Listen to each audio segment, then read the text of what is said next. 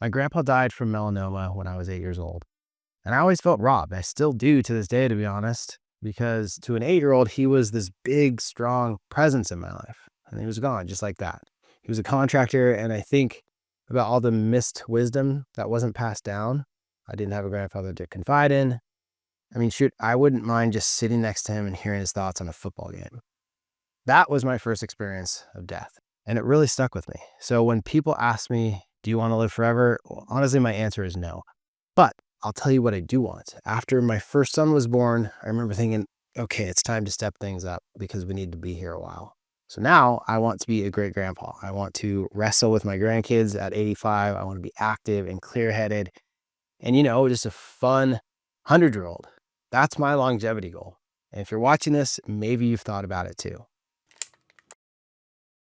I'm Dr. Adam, a naturopathic doctor who focuses on men's health and performance. I genuinely love life and I want to live a long damn time.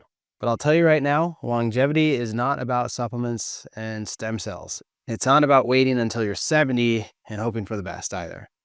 Imagine if you told me you're going to start saving for retirement after you retire. That's crazy, right? Your wealth compounds, so does your health. Longevity is built over years in the decisions that you make on a daily basis.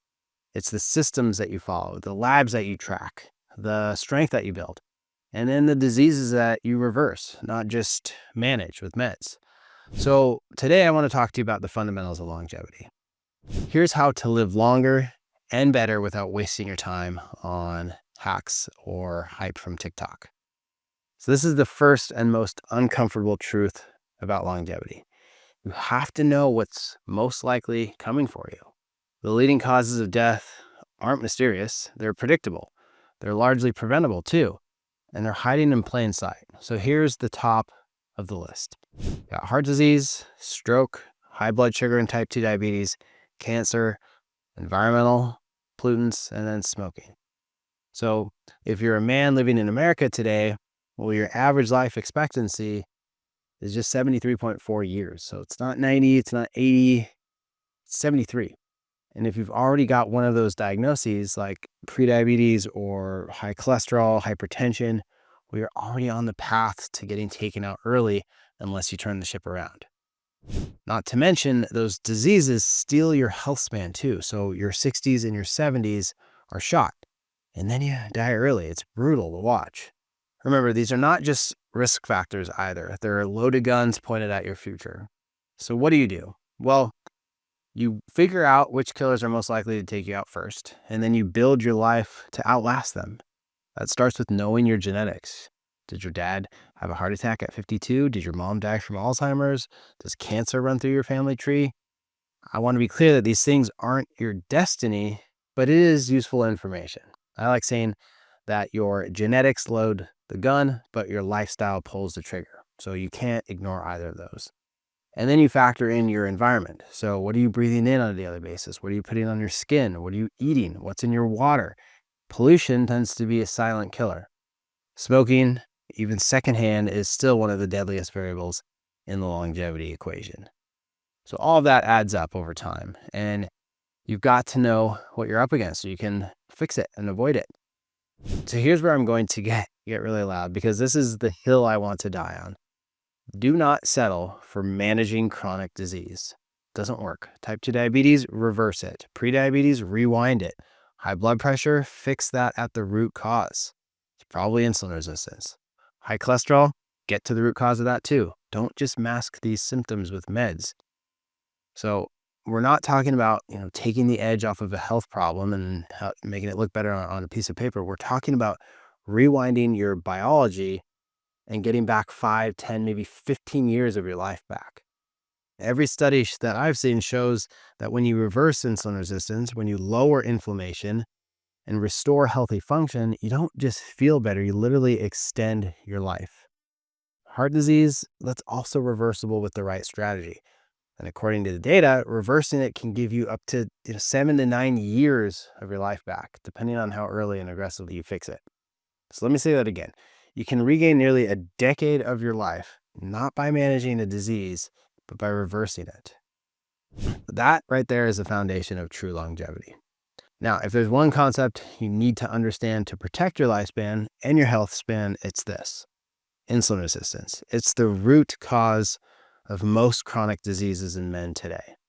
So when your body stops responding properly to insulin, your blood sugar rises, your inflammation rises, you start storing more visceral fat, and then your testosterone crashes, your energy tanks, your blood pressure, and your cholesterol climbs. It's this domino effect, and then your brain starts to age faster. Insulin resistance is the gateway to dysfunction, the metabolic breakdown that opens the door to everything else. And here's the problem: most men have no idea it's actually happening because it starts years, even decades before your doctor says, hey, you have an A1C problem. So if you want to live a long time, this is your first job. Got to reverse insulin resistance. That means fixing your metabolism, building muscle, and cleaning up your inputs. Okay, this next one's pretty short. Smoking is still the #1 preventable cause of death on the planet. So if you smoke, your odds of living a long, functional life plummet. Now, if you're struggling to quit smoking, don't try to just stop. Got to replace it. Redirect the ritual based on what triggers your urge to smoke. So you could pick cold exposure or rucking first thing in the morning. You could train harder, chew toothpicks, join a group, that's going to hold you accountable. Do something that gives you the same sense of calm that smoking does. Or at the very least, just choose a better delivery method for the nicotine. Next, look, if you're not testing regularly, you're just guessing. So annual labs are great, but that's really a bare minimum. Quarterly labs are pro level. That's how you catch issues early. That's how you track what's working.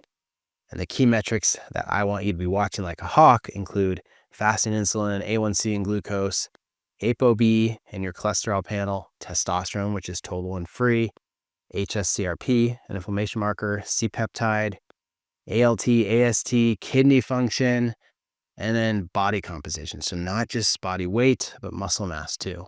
So you should know your numbers the way you know your car's mileage or how often you change its oil, because you wouldn't drive cross country with a broken dashboard. So don't live your life like that either. And to this point, I see too many guys avoid the doctor altogether because either they're tired of being talked down to or because they had, 1 or 2 bad experiences. And I get it. I've been there too. But avoiding your health team doesn't help. And eventually you're going to regret it. That's what I've seen. So here's the move. Find one good doctor who you trust, and then find 2 more. So you just built your team. That might be a functional medicine doctor who understands metabolism, a strength coach who knows your goals, maybe a urologist who can help you optimize your hormones as you age, or a naturopath who looks at the whole system. So you're not outsourcing responsibility here. You're assembling the right support to help you reach this goal, because longevity is not a solo sport. Okay, good. So you're set on living a long time. Then your workouts need to serve your future, more than your ego. Because muscle isn't just about aesthetics. It's your metabolic engine. It protects against falls. So it protects you from being frail. It regulates blood sugar. It keeps your testosterone high. It keeps you mobile and functional and independent. So knock this out in just 30-minute sessions, 3 days a week. Strength training is a non-negotiable. And then there's your cardiovascular system. So VO2 max is one of the strongest predictors of lifespan. It doesn't mean you need to run marathons, but it does mean you need to move pretty hard and pretty often. All right, so you're walking daily, you're lifting heavier this week than last week, you're pushing harder, and then you're recovering like a pro. That's how you make it to 100. All right, now I want to address the elephant in the room. Nobody wants to live to 100 if it means being frail and dependent and too broken to enjoy it. That's where Healthspan comes in, because I'm guessing that ultimately is what you're after, not just a long lifespan. Healthspan is the number of years that you can actually live well. So you're still thinking clearly, you're still having sex, you're still moving your body, still feel like a man. That means to optimize longevity, you have 2 goals. Number 1 is extend your lifespan. Number 2 is to maximize your health span. You don't want to just survive, you want to thrive, which I know sounds cheesy, but there's no better moment to say that in the video. So that means reversing chronic disease early, then fine-tuning everything else. We're talking sleep and gut health, sexual performance, mitochondrial function, mental clarity. The disease reversal gets you back to the baseline. The optimization is where the second half of life becomes the best half. All right, let's bring this home. You don't need 100 new hacks to make it to 100. You need 5 rock solid fundamentals executed ruthlessly. Number 1, know what's coming for you. Number 2, reverse anything that's already broken. Number 3, protect against insulin resistance. Number 4, train like a man who's planning to stick around. And then number 5, track what matters. Because longevity isn't built on luck or genetics or wishful thinking, although those help. Longevity is built on action. It's built on commitment, and that has to start today. If you want to meet your great grandkids or walk your granddaughter down the aisle at 80 or still be training with your boys at 90 like I want, this is your roadmap. I'm going to end with a question. Let's see if you can be honest with yourself. Are you building a body that's an asset and will carry you another 60 years, or a body that's a liability and it's already breaking down? Because ultimately the choice is yours.